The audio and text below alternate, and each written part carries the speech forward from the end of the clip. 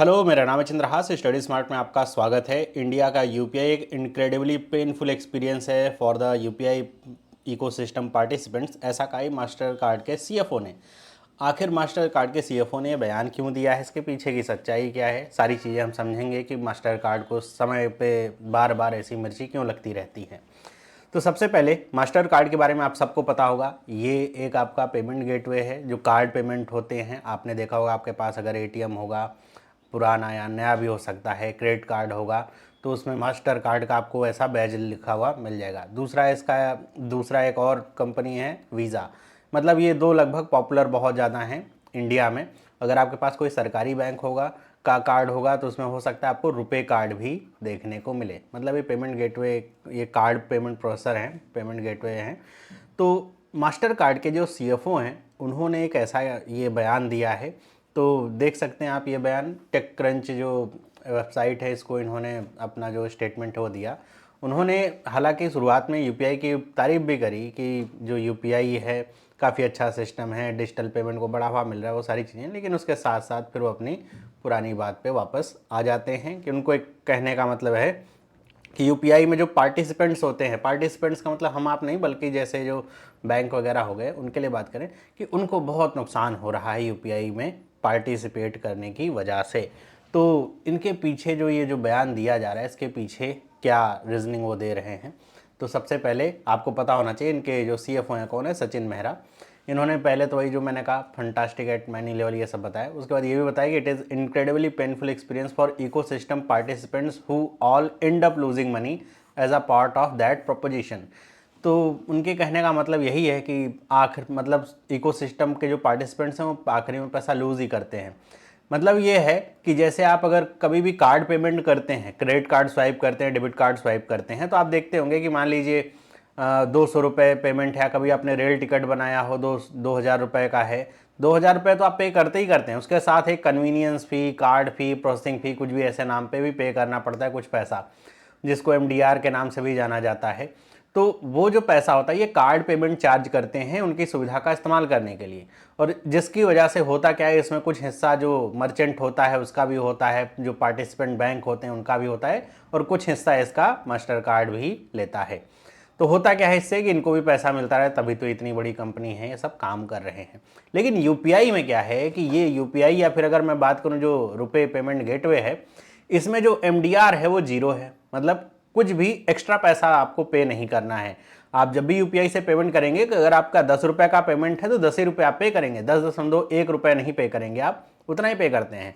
तो इसी वजह से मास्टर कार्ड के सीएफओ का कहना है कि ये जो आखिरी में जो पार्टिसिपेंट्स होते हैं वो पैसा लूज ही कर रहे हैं, उनको नुकसान हो रहा है, ऐसा वो उन्होंने कहा है। तो आप समझ सकते हैं इनके पीछे जो रीजनिंग है उसका क्या औचित्य है। मतलब यही है कि मास्टर कार्ड या वीज़ा इस तरह की सर्विसेज का इस्तेमाल करें ताकि पैसा भी पे करें, इनको फीस भी पे करें और इनकी चांदी होती रहे। शुरुआत में जब रुपए कार्ड को लेकर के भारत सरकार ने बहुत सारी स्कीम्स निकाली थी, शुरुआत में इसको प्रमोट किया गया था, तब भी मास्टर कार्ड, वीज़ा, इन सब ने अमेरिका में जा करके भी शिकायत करी थी कि वहाँ की जो इंडिया की गवर्नमेंट है वो फेवर कर रही है अपने कार्ड पेमेंट सिस्टम को, और फिर जिसकी वजह से हमको नुकसान हो रहा है। इनके जो कथन हैं, इनके पीछे की अगर आप चीज़ें समझेंगे, और यहाँ पे ये ऐसा नहीं कि केवल पहली बार इन्होंने ऐसा बोला है, मई 2023 में भी इनका एक बयान आया था इसी तरह का, कि जो बैंक हैं वो actually enable those payment tend to lose money on those transaction, की जो इनेबल करती हैं यूपीआई उनको आखिरी में नुकसान ही होता है। So it's a proposition where we are asking question, is this long term sustainable और नॉट। मतलब यूपीआई को लेकर कह रहे हैं कि ये अभी तो लग रहा है बहुत अच्छा है, लेकिन लॉन्ग टर्म के लिए रहेगा कि नहीं हमको भी नहीं पता, चलिए देखते हैं क्या होता है। लेकिन मीन टाइम में जो डेबिट या क्रेडिट कार्ड है वो अपना जो मार्केट है वो फ्लरिश करता रहेगा। कितना फ्लरिश कर रहा है उसको भी समझते हैं। तो ये अगर आप डेटा देखेंगे तो ये आरबीआई बर्स्टिन का एक डेटा है, मतलब स्टडी की थी उसका डेटा है, जिसमें बताया जा रहा है, देखिए जो आपको ब्लू ब्लू सा दिख रहा है ये आपका मतलब हल्का जो ब्लू है वो क्रेडिट कार्ड है, डार्क जो ब्लू है आपको डेबिट कार्ड दिख रहा है, यूपीआई है ये जो टर्कोइस कलर में है, बाकी अदर्स यहाँ पे दिख रहे हैं। तो आप अगर देखेंगे इस डेटा को तो आप समझेंगे कि फाइनेंशियल ईयर 2013 की बात हो रही है। 60% जो यहाँ पे पूरा पेमेंट है वो क्रेडिट कार्ड के द्वारा होता था, उसके अलावा डेबिट कार्ड था, और बहुत छोटा हिस्सा था अदर का जो बहुत डार्क ग्रीन सा ऐसा दिख रहा है। ये 2014, 15, 16, 17, 18 को आप देखेंगे तो ऐसे ही दिख रहा है। उसके बाद जब 2019 पे आएंगे तो आपको थोड़ा सा ये यूपीआई सिस्टम देखने को मिलेगा, जब ये डेवलप होना शुरू हुआ था। फिर आपका कोरोना पीरियड आता है जिसमें ये और प्रचलित हो जाता है। तो आप देखेंगे 2020, 21, 22 और 2023 का अगर डेटा देखेंगे तो 56% पे केवल यूपीआई ही है। मतलब जो 56% ट्रांजेक्शन है यूपीआई के द्वारा, ये कैशलेस पेमेंट की बात हो रही है। कैशलेस पेमेंट जितने हैं उसमें 56% पे यूपीआई पहुंच गया है, और क्रेडिट कार्ड घट करके 26% और डेबिट कार्ड 13% पे रह गया है। तो आप समझ सकते हैं ये जो नुकसान है कम ट्रांजैक्शन का, ये जो पेमेंट प्रोसेसर कंपनीज हैं, कार्ड पेमेंट प्रोसेसर, इन्हीं को हो रहा है। क्योंकि जितना कम ये पर ट्रांजैक्शन पे पैसा प्राप्त होता है, जितना कम ट्रांजैक्शन होगा कार्ड से उतना ही ज़्यादा नुकसान इनको हो रहा है। और अगर इसको फर्दर हम फ्यूचर में देखें 2024, 25, 26, 27, 28, 29, 30, 2030 तक को देखें तो लगभग 80% तक यूपीआई काबिज हो जाएगा पूरे मार्केट पे, और ये जो बाकी कार्ड पेमेंट हो घट करके 18% के आसपास रहेंगे। तो ये सब चीज़ें कंपनियों को भी पता होती हैं कि अगर इस सिस्टम को ऐसा बार बार डिरेल ना करने का प्रयास किया जाए तो भाई नुकसान इन्हीं को होगा। बाकी इस पे बहुत सारी ऐसी भी कंपनियां हैं भारत की जिन्होंने यूपीआई सिस्टम के ऊपर ही अपना पूरा बिजनेस डेवलप किया हुआ है, उसी के इर्द गिर्द वहीं से वो चढ़े हैं ऊपर, और फिर वो भी अब ये बात कर रहे हैं कि यूपीआई के ऊपर पैसा लगना चाहिए, पेमेंट जो हो रही है पर ट्रांजेक्शन कुछ पैसा पे करना चाहिए ऐसा करके। तो ऐसी भी बातें चल रही हैं। लेकिन जिस तरीके से यूपीआई आगे बढ़ रहा है वो ज़्यादातर जो कार्ड पेमेंट कंपनीज हैं उनके लिए चिंता की बात है। तो यहाँ पे आप ये डेटा जो दिखाया गया है आरबीआई के द्वारा, इससे समझ सकते हैं कि ये सब बयान क्यों आते हैं।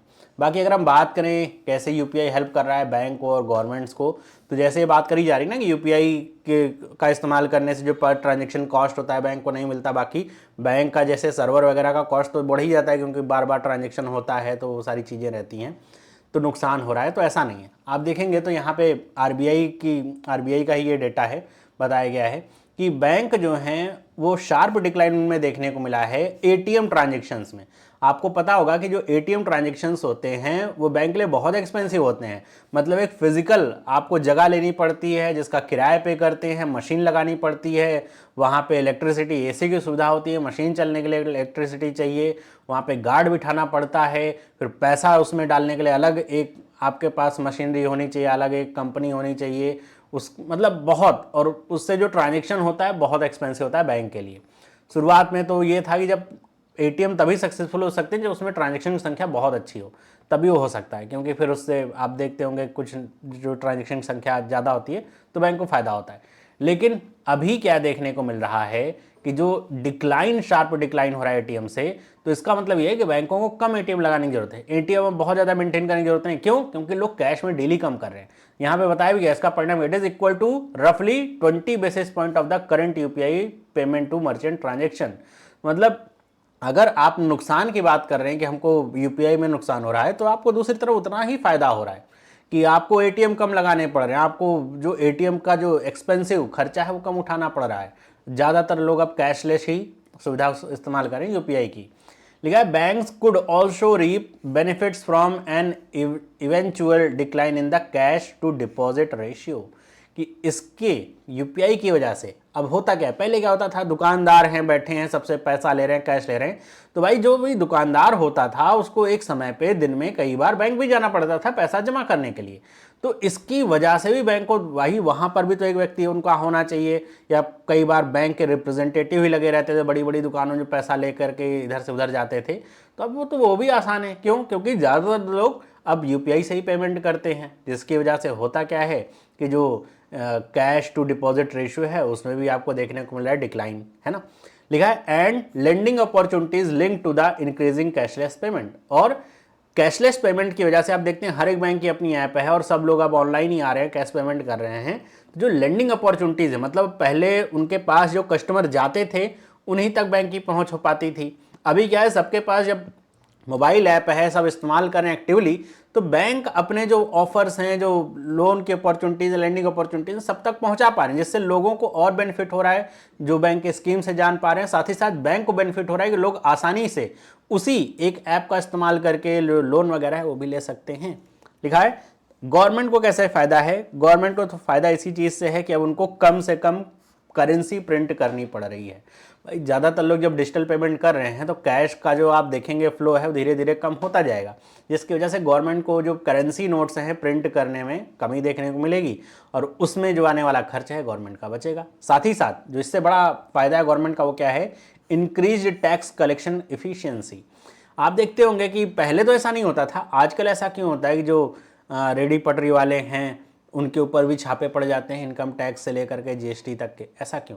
क्योंकि पहले तो हमको ये समझ में आता था कि ये लोग कितना कमाते ही होंगे, उनके ऊपर कुछ नहीं होता था और सड़क किनारे बेच रहे हैं। बाद में जब ये यूपीआई पेमेंट होने लगी, डिजिटल पेमेंट होने लगी, सभी लोग यूपीआई कर रहे हैं, जब नंबर ऑफ ट्रांजैक्शन इतने बढ़ रहे हैं तब समझ में आता है कि इनके पास भी बहुत पैसा है, लेकिन ये किसी भी तरीके से किसी भी ना तो इनकम टैक्स भरते हैं ना तो जीएसटी में भरते हैं, जबकि कलेक्शन इनका बहुत ज़्यादा है।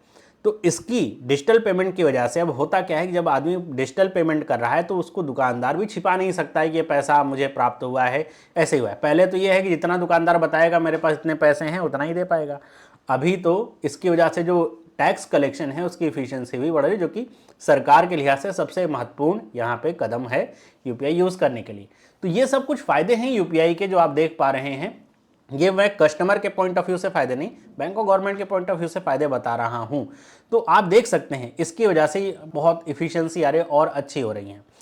इस तरह के बयान जैसे यूपीआई अच्छा नहीं है, यूपीआई लॉन्ग टर्म के लिए सस्टेनेबल नहीं है और इससे नुकसान हो रहा है बैंकों को, ये सब चीज़ें चलती रहेंगी, क्योंकि आप देख पाएंगे ग्राफ से भी कि बहुत ज़्यादा नुकसानदायक है कार्ड पेमेंट कंपनियों के लिए।